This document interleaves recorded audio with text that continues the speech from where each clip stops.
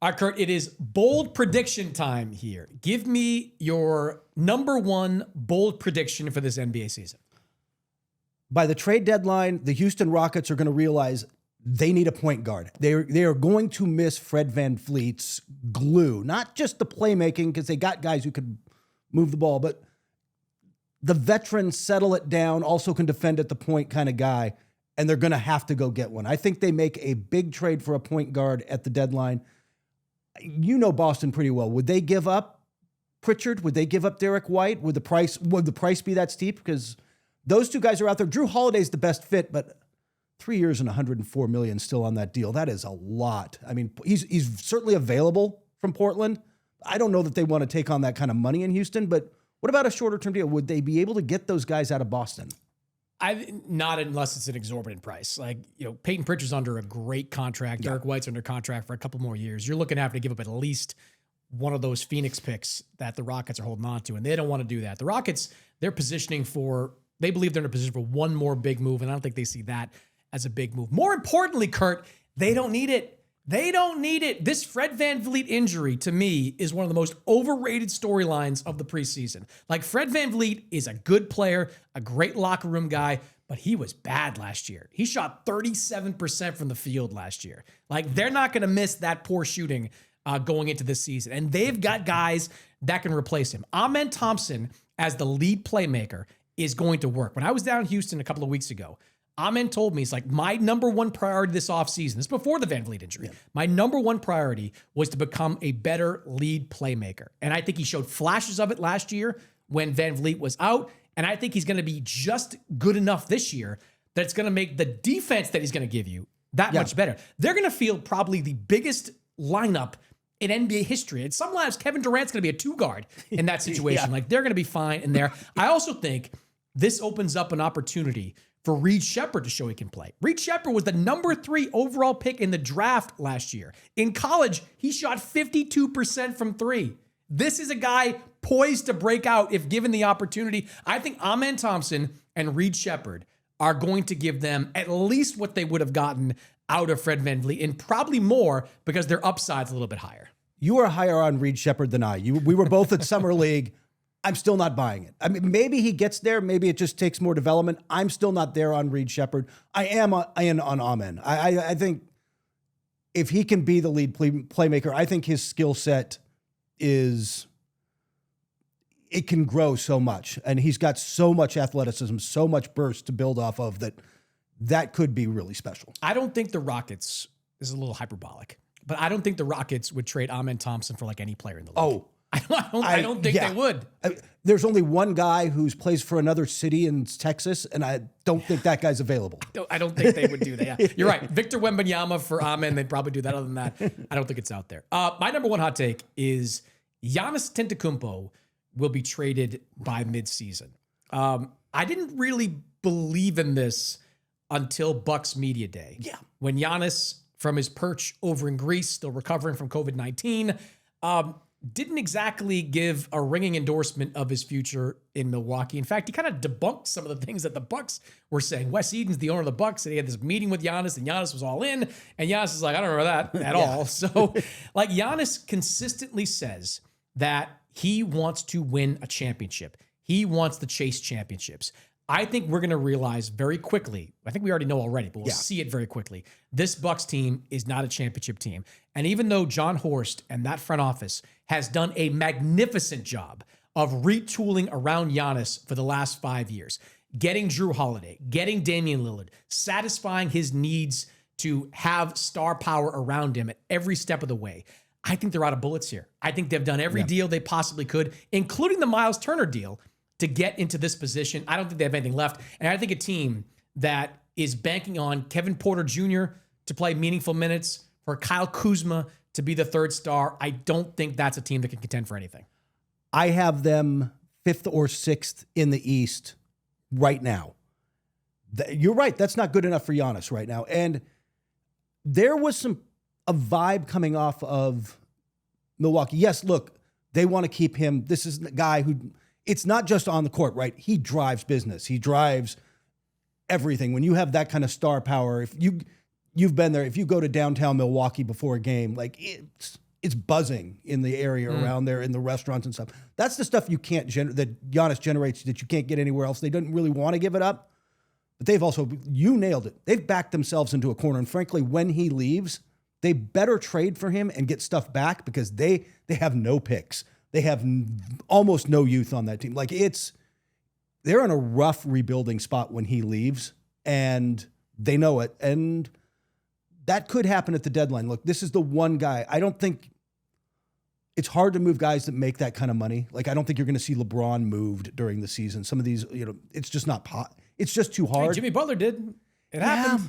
It does happen, but I think Giannis would be the exception more so. Like, you'd give up whatever to get Giannis at this point in his career. Yeah, no question about that. All right, your next bold take. Give it to me. Another team like in that tier in the East where they're just not quite there yet, I really like the Detroit Pistons. Made a huge leap last year, like tripled their win total from the year before. Cade Cunningham, all NBA. But they're not there yet, right? Unless you truly believe, look, Jaden Ivey's back. Maybe Jalen Duren takes a step forward. There's a lot of guys, but they need more. Lauri Markkanen is a hand-in-glove fit there. If you can, and Utah, look, they've kept him. He wants to be there. It's a pretty big contract. They gave him a lot of money. But if you can get him into Detroit, set him at the 4, give you another shot creator, a guy who can finish, a guy who's going to get buckets and take some of that load off of Cade, suddenly that team looks a lot more dangerous. I love it. And I think that the Pistons have enough depth in their young talent to make an offer that would be appealing to Utah. I thought the Jazz last year kind of overplayed their hand with Markkanen, that they were talking to Golden State, but they were holding out for a whole bunch of stuff. And look, that's a Danny Ainge move, right? Like, don't just win the trade. Obliterate your opposition in the trade. He's done that time after time in Boston. He's even done a little bit in Utah with some of the deals that he's made.